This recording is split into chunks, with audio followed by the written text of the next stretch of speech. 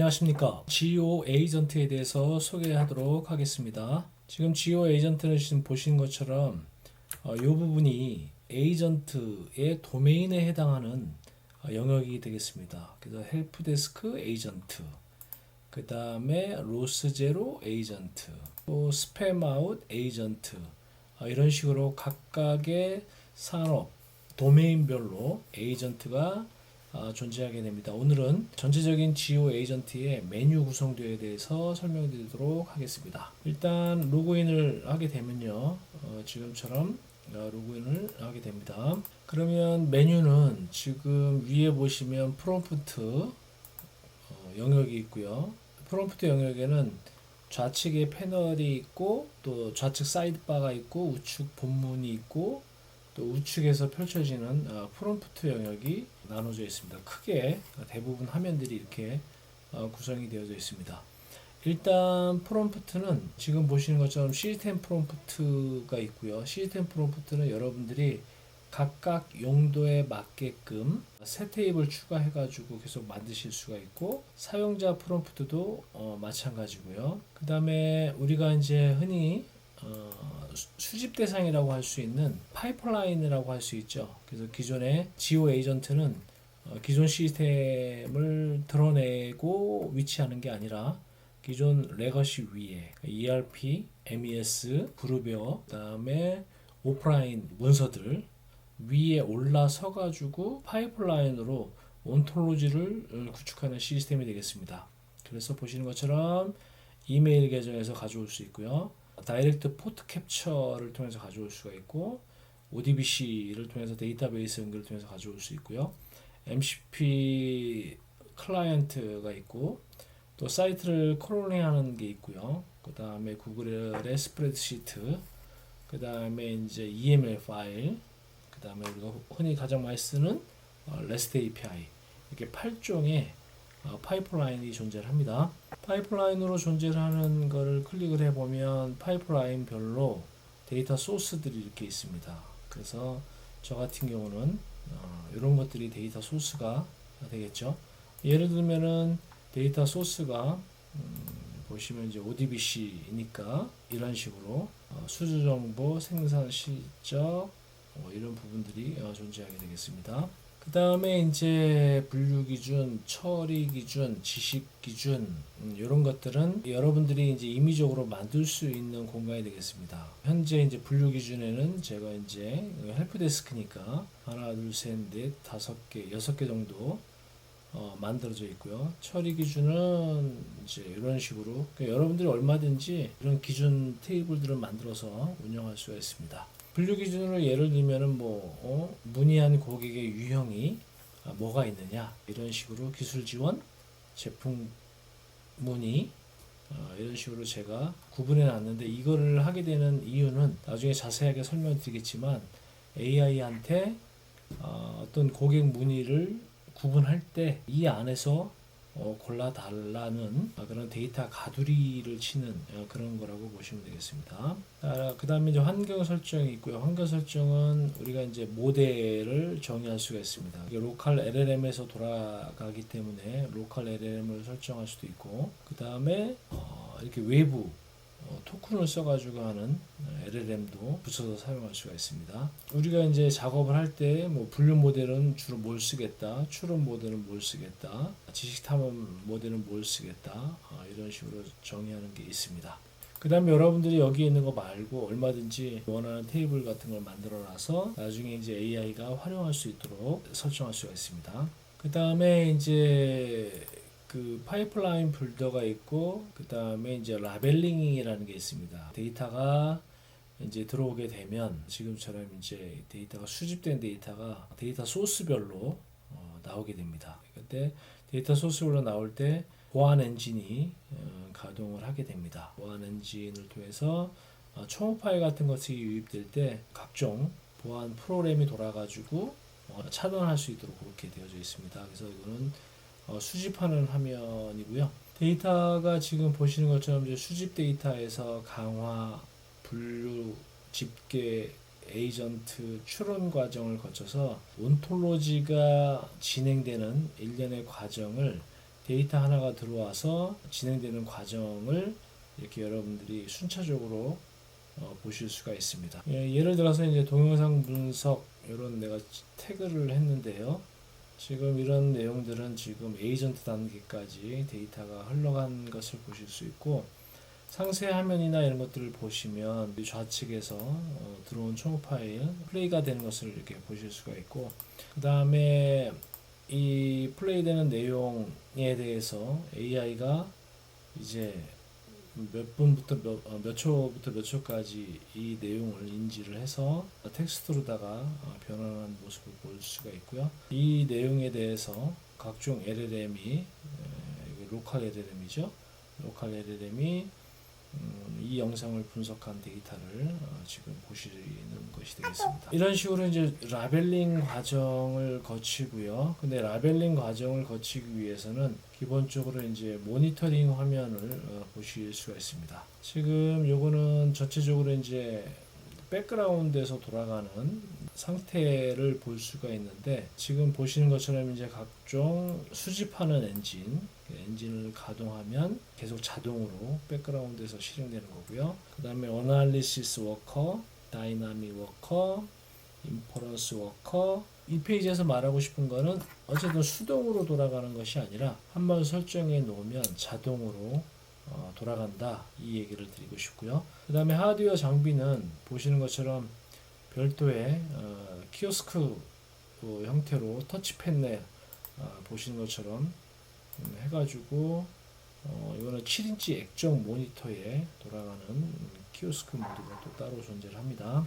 그 다음에 이제 두 번째 큰 그림으로는 이제 에이전트 화면이 되겠습니다. 에이전트 화면은 지금 로스제로 같은 에이전트들은 보면은 이렇게 이제 만들어 놨는데, TF팀을 4개를 만들었고, 팀을 이제 7개 팀을 만들었고, 담당자가 37명의 담당자를 만들어서 에이전트들이 모여서 이렇게 구성이 되는 것입니다. 예를 들어서 이거의 뜻은 뭐가 있을까요? 이런 게 있겠죠. 그래서 우리가 생산팀이다. 그러면 생산팀, 구매팀이다. 구매팀. 그 다음에 품질관리팀이다. 품질관리팀. 예지보전팀이다. 예지보전팀. 그 다음에 안전관리팀. 그 다음에 공정운영팀.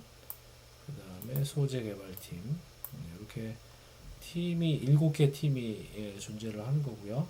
그 다음에 팀과 팀은 지금 보시면 서로 간에 이제 팀원들끼리 이렇게 협업을 하는 이런 내용들은 실질적으로 팀과 팀원들이 이렇게 활동을 하게 되는 이런 구조가 되겠습니다. 자, 이런 것들이 결론적으로는 아까 말씀드린 그 팀들을 소개시켜 주는 건데요. TF팀이라고 놓고 보면, TF팀 같은 경우는 이제 에이전트들이 하나, 둘, 셋, 네 개의 에이전트가 모여서, 에이전트하고 에이전트가 모여서 일을 할 때는 철저하게 프로토콜 기반으로 움직여야 됩니다. 이 얘기는 뭐냐면, 에이전트와 에이전트들이 통신할 때 표준 규약이 있습니다. 이걸 잠깐 좀 설명을 드리면, 지금 여기 프로토콜 스펙이라 그래가지고 우리가 이제 에이전트 목록을 구해오는 프로토콜, 그 다음에 스레드, 이거는 이제 에이전트 안에서 대화를 할 때 그 어떤 스레드에 대한 정의고요. 지금 보시는 것처럼 정의 목록이 있고, 또 런이 있고요. 그 다음에 스토어가 있고, 이런 일련의 프로토콜들이 존재합니다. 이런 프로토콜 기반으로 해서 TF팀이 구성이 돼서 해야 되는 게, 이게 왜 중요하냐면 나중에 모델 호출에 예를 들면은 항공기 예약이라든지, 또 예를 들면은 뭐 숙박 예약이라든지, 우리 안에서 만든 에이전트 말고 바깥에 있는 에이전트들을 호출할 때는 이게 철저하게 프로토콜, 정의된 프로토콜로 움직여야 통신을 할 수 있다, 이런 얘기입니다. 그래서 저장하지 않고 넘어가겠습니다. 자, 팀은 7개 팀이 만들어져 있는데요. 7개 팀은 생산팀인데, 생산팀 같은 경우는 아까 보신 생산팀에는 지금 이렇게 계획 수립 및 있고 생산팀이 이제 어우러져서 이렇게 이제 활동하는 대시보드가 있는데요. 생산팀은 예를 들면 이렇게 되겠죠. 에이전트 호출, 에이전트 4개의 에이전트가 있는데, 예를 들어서 생산 계획 수립 담당자는 보시는 것처럼 뭐 생산 계획을 짜는 에이전트가 되겠습니다. 생산 계획을 짜는 에이전트는 보시는 것처럼 이제 모델을, 이제 원하는 모델을 이렇게 갈아 낄 수 있고요. 프롬프트는 지금처럼 당신은 생산 계획 전문가입니다. APS 전문가입니다. 그래서 프롬프트로 이루어져 있는 내용을 보실 수가 있습니다. 그래서 보시면 이런 내용들이 이제 생산팀을 이루는 팀이 되어 있고요.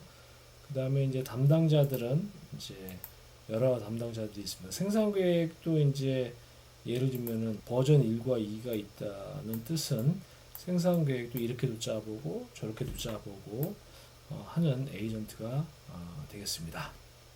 그래서 이제 이런 에이전트들 목록이 있고요. 그 다음에 이건 이제 추천하는 에이전트라 그래가지고 에이전트 목록이 또 나오는 게 되겠습니다. 그 다음에 이제 도구 목록이라 그래가지고 우리가 이제 어떤 도구들을 정의할 때 여기다 정의를 하게 됩니다. 그래서 도구에 대한 정의는 보시는 것처럼 REST API 방식이 있고, MCP 방식이 있고, 스킬 방식이 있고, 커스텀 스크립트 4가지 방식으로 우리가 도구를 만드실 수가 있습니다. 그 다음에 이제 대화방이 되겠습니다. 이게 대화방들이라고 보시면 되고요. 누르면은 지금 대화방에서 대화했던 내용들이 보시는 것처럼 우측 패널은 이렇게 항시 어느 화면에서든지 이렇게 열리게 되어져 있고, 이거는 이제 새 대화 누를 때, 이거는 이제 확장해서 볼 때, 또 오른쪽으로 볼 때 나오고요. 이거 내용은 이제 오디오 입력이라 해서 음성 인식을 이렇게 하는 거고요. 그 다음에 이거는 이제 런타임 시에 대화 턴마다 이렇게 모델을 갈아 낄 수 있도록 그렇게 되어져 있습니다. 오른쪽은 항상 어느 화면이든지 이렇게 나와서 우리가 이제 어떤 화면이나 이제 프로젝트나 이제 이렇게 이동할 수도 있고요. 그 다음에 또 보시면 이런 식으로 화면 제어를 할 수도 있습니다. 일단 에이전트에 대한 목록은 그렇게 설명을 드렸고, 그 다음에 이제 여기 스킬스라는 게 있습니다. 이것은 이제 왼쪽에 있는 것은 하나의 개발 툴에 해당한다고 보시면 됩니다. 왼쪽에 있는 것들이 다 스킬 폴더가 되겠고요. 스킬 폴더는 기본적으로 검색을 지원하고, 검색은 보시는 것처럼 include, exclude, 그리고 replace도 지원하고요. 또 git을 지원하겠습니다. 그래서 branch도 지원하고요. 그 다음에 commit도 지원하고요. 그 다음에 stage, change가 되는 stage 이런 것들도 화면에서 보시는 것처럼 지원을 합니다. 그 다음에 이제 요거는 이제 스킬들에 대한 프로그램들이 런타임으로 이제가 동작을 할 때 타스크가 런닝되는 스킬들이 쭉 나와서 재시작도 할 수 있고 또 킬도 할 수 있고 그렇게 되어서 여기에 있는 스킬들은 참고적으로 서버리스 호스팅을 해서 서버리스 스킬에서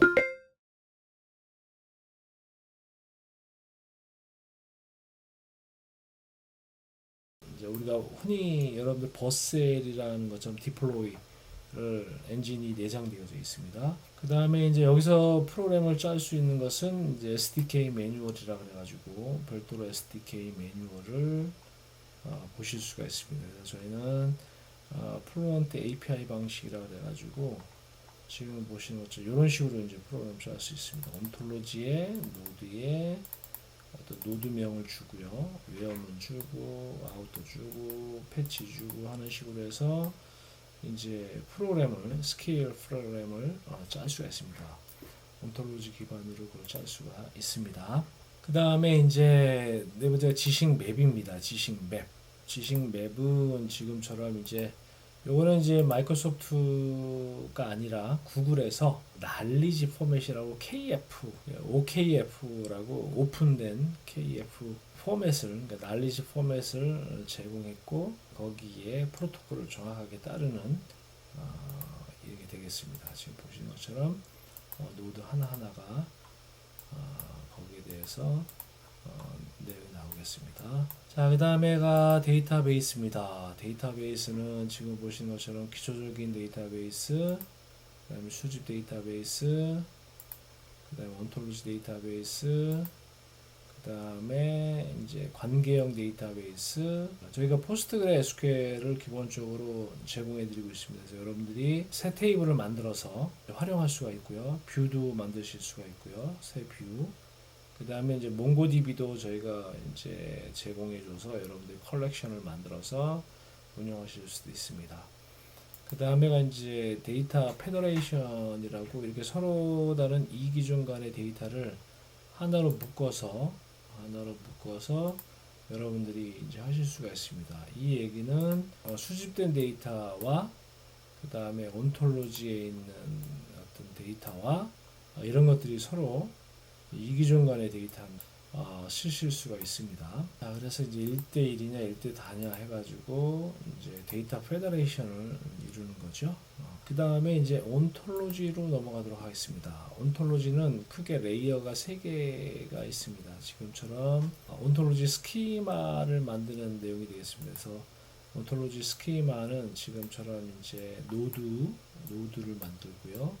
노드와 노드 사이에 엣지를 만들고 노드의 속성을 추가하고 이런 식으로 속성을 추가하고 그 다음 엣지의 관계를 또 이제 설정을 하고 이렇게 되어져 있습니다. 여러분들이 이제 이런 것들은 도메인 전문가와 만나서 온톨로지 스키마 설계를 하게 되는데 이때 여러분들이 이제 초기의 데이터를 근거로 해서 여러분들의 업무를 여기다가 적어서 어떤 업무를 진행한다라고 하면 기본적으로 얘가 온톨로지를 만들어 줍니다. 만들어 주는 걸 가지고 이제 도메인 전문가를 불러서 이렇게 이제 정합성이 있는 정확한 온톨로지 설계를 이제 하게 됩니다. 그래서 이렇게 온톨로지 설계는 지금처럼 이렇게 업무 단위로 하게 되는데요. 이게 결국적으로는 나중에 여러분들 디지털 트윈을 이루는 데이터 사일로 문제를 해결하는 그런 것을 할 수가 있습니다. 예를 들면 이제 담당자 업무를 처리하는 방식이 옛날에는 이렇게 처리했다면 지금은 담당자 업무 처리를 새로운 방식으로다가 이런 식으로 했다. 그러면 이게 이제 업무가 기존에는 이렇게 했는데 새로운 업무로 이렇게 했다라는 것들이 나중에 이제 온톨로지로 쌓이게 되면은 이랬을 때의 어떤 데이터의 변화와 또 이랬을 때의 데이터의 변화가 각각 온톨로지에 생성이 되기 때문에 그거를 비교할 수 있는 게 되겠죠. 아까 로스제로에도 보면 온톨로지 설계를 보면 뭐 장애 대처는 이런 식으로 한다. 그 다음에 수주 등록은 뭐 이런 식으로 한다. 그 다음 뭐 생산 실적은 뭐 이런 식으로 한다라고 온톨로지 설계를 업무의 정합성에 맞게끔 그렇게 설계가 되고요. 이렇게 온톨로지 설계가 되면 여러분들이 이제 이거는 이제 에이전트에 의해서 데이터가 쌓이게 됩니다.